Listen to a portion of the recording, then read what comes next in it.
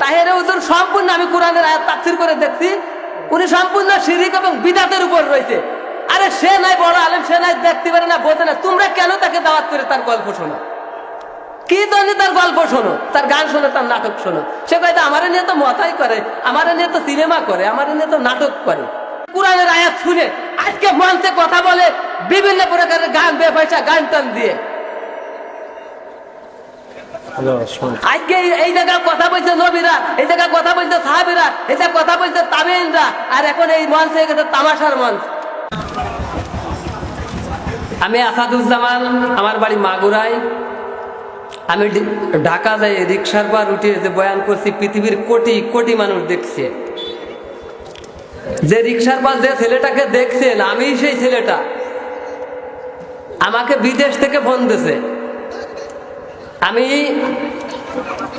মানুষের শিক্ষণীয় বিষয়ে অনেক কথা বলছি এবং মুরাদের বিষয়ে আমি জানতাম না, যেহেতু আমি ইউটিউব চালাই না, প্লাস টেলিভিশনও দেখি না। আমাকে ইউটিউবেররা বললো যে আপনি তো একটু কথা বলেন, তারপরে আধা ঘন্টা কথা বলছি, এরপরে বলছে ওই মুরাদের কথা, টাকলা মুরাদের কথা। তখন আমি টাকলা মুরাদকে তো আমি তো জানি না, তখন আমি কোরআনের আয়াত থেকে আর কি বললাম। যেমন একজন আলেমকে এক বেদিন জিজ্ঞেস করছে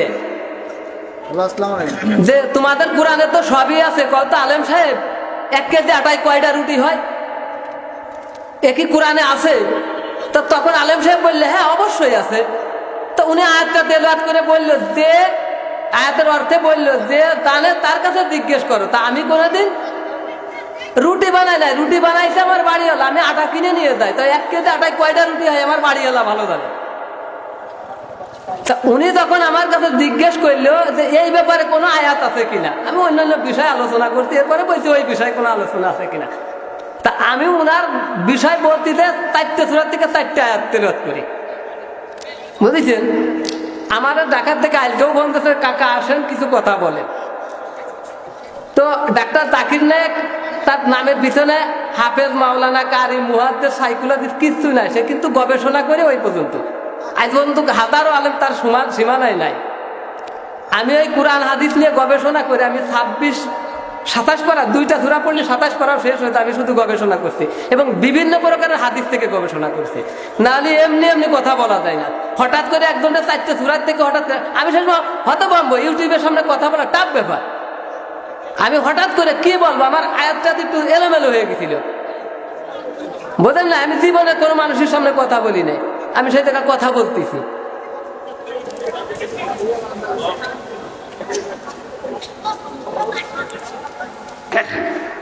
আপনাদের আমি 3টে সূরার থেকে গবেষণা করে 3টা গজল লিখেছি, বুঝেছেন? এই বর্তমানের যে প্রেক্ষাপটের আলেম, আল্লাহ কোরআনের ভিতর আল্লাহ কোরআনের পরিচয় তুলে ধরেছে, আল্লাহর পরিচয় তুলে ধরেছে, এই আলেমদের পরিচয় কোরআনের ভিতর দিয়ে দিয়েছে। এবং আমি বুখারী শরীফের 6ষ্ঠ খণ্ডের 7041 নম্বরের ভিতরে আমি হাদিসে দেখেছি কারা কোরআন পড়াওয়ালা, এই জমিনে কারা কোরআন পড়ালা। হুজুর পাক সাল্লাল্লাহু আলাইহি ওয়াসাল্লাম দৃষ্টান্ত দিয়ে দিয়েছেন। হযরত উমর রাদিয়াল্লাহু আনহু বলেছিলেন হুজুরের কাছে যে কোরআন পড়ালা দৃষ্টান্ত দেন, ওই হাদিসের ভিতর বর্ণনা আছে, আমি আসাদ দিতে পারি। এরপরে সূরা ফাতিরের 32 নম্বর আয়াতের ভিতর বলেছে এই জামানার আলেম কারা। আজকে দেশে আলেম কি বলবো, হারাম খাই আলেম হয়ে গেছে, নষ্ট হয়ে। ওই আয়াতের ভিতর বলা আছে, সূরা ফাতিরের 32 নম্বর শেষের অংশে বলা আছে যে আলেম হচ্ছে 3 শ্রেণীর, এক হচ্ছে সর্বোচ্চ আলেম, এক হচ্ছে মধ্যবিত্ত আলেম, এক হচ্ছে নিম্ন শ্রেণীর আলেম। হুজুর আল্লাহ বলছেন যে সর্বোচ্চ আলেমই হবে সমাজের বড় জালেম। আজকে সর্বোচ্চ আলেম জালেম হওয়ার কারণে বড় বড় আলেমরা, বড় বড় মুহাদ্দিসরা জেলখানায় একটা রয়েছে।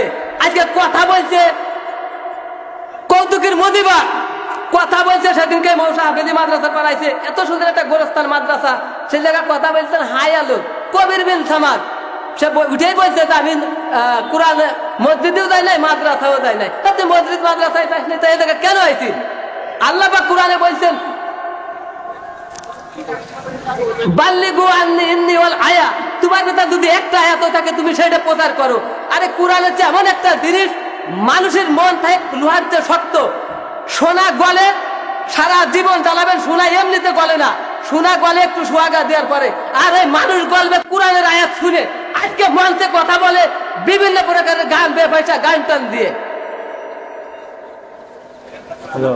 আজকে এই জায়গায় কথা বলছে নবীরা, এই জায়গায় কথা বলছে সাহাবীরা, এই জায়গায় কথা বলছে তাবেঈনরা, আর এখন এই মঞ্চ হয়ে গেছে তামাশার মঞ্চ।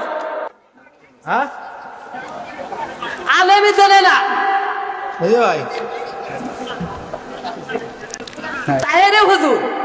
তাহেরে হুজুর সম্পূর্ণ, আমি কোরআনের আয়াত তাফসীর করে দেখছি, উনি সম্পূর্ণ শিরক এবং বিদআতের উপর রয়েছে।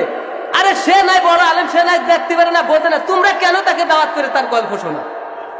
কি জন্য তার গল্প শোনো, তার গান শোনো, তার নাটক শোনো? সে কয়েছে আমার নিয়ে তো মতাই করে, আমার নিয়ে তো সিনেমা করে, আমার নিয়ে তো নাটক করে।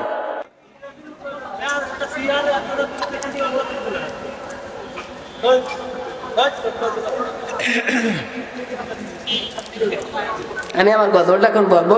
কোরআন তেলাওয়াতের দিকে আমি ভাবছিলাম যে জায়গায় 10 মিনিট বা 15 মিনিট শুরুর থেকে শেষ পর্যন্ত আলোচনা করবো, তো আমার যেহেতু সময় নেই, আশেপাশে অনেক বক্তা এবং বিভিন্ন প্রকারের সময় আমার দিয়ে সম্ভব না, তো আল্লাহ পাক যদি বাঁচায় রাখে তো বলবো। গত 27শে ডিসেম্বর কুল্লে জাহাঙ্গীর আলম ছিল এফএম প্রধান বক্তা, আমি সে জায়গায় ইশার নামাজ পর বয়ান করে আসছিলাম। তা আলহামদুলিল্লাহ আমার জন্য দোয়া করেন, আমি যেন কোরআন হাদিস থেকে গবেষণা করে ডাক্তার জাকির নায়েকের মতো বলতে পারি, এই জন্য আমার জন্য দোয়া করবেন।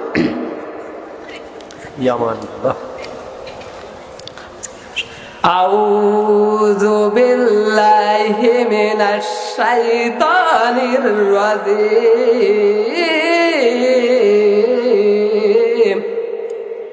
বিসমিল্লাহির রহমানির রহিম।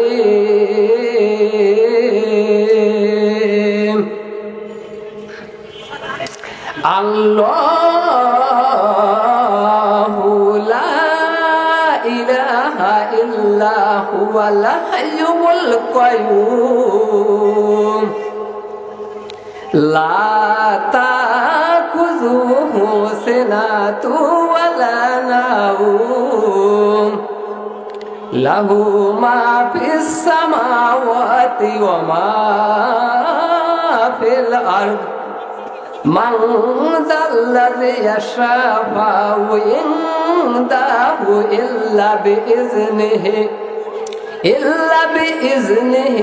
ইয়ালামু মা বাইনা আইদিহিম ওয়া মা খালফাহুম ওয়া লা ইউহিতুনা বিশাইইন মিন ইলমিহি ইল্লা বিমা শাআ وسع كرسيه السماوات والأرض ولا يعوده حفظهما وهو العلي العظيم।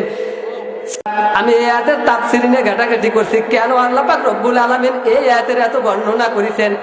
এই আয়াতের ভিতরে আল্লাহ পাক রব্বুল আলামিনের কিবরিয়া হুজুর মাওলানা শফিকুর রহমান ফরিদা মাদ্রাসা পড়িয়েছেন, তার সাথে নিয়ে আমি ব্যাকরণ নিয়ে গ্রামার নিয়ে এই আয়াতের তাফসীর নিয়ে ঘাটাঘাটি করছি, কেন এত ফজিলত এই আয়াতের ভিতরে আমার আল্লাহ পাক রব্বুল আলামিন দেশে। অনেক আয়াতের ভিতরে এত জায়গা এত নাম নাই, কিন্তু ওই আয়াতের ভিতরে আমার আল্লাহর নাম 57 জায়গা আছে, যার কারণে এই আয়াতের অনেক ফজিলত। সামান্য একটু কথার আলোচনা যদি আমি করতে চাই, ঘন্টার পর ঘন্টা কাটে যাবে। এই আয়াতের অনেক আলোচনা। সিনাতু ওয়ালা নাওম, এইটুকির আলোচনা করতে গেলে আমার ঘন্টার পর ঘন্টা কেটে যাবে। এটা অনেক কাহিনী দেওয়া রয়েছে ভাই, তাফসীর করার আমার সময় নাই, কারণ যেহেতু এরা বড় বড় আলেম ওলামা আসবে। তা আমি আপনাদের তো গজলটা লিখে বলতেছি, গজলটা বলে দিচ্ছি। সাদাকাল্লাহুল আযীম সাদাকা রাসূলুল নবীল কারীম। আম্মা বাদ।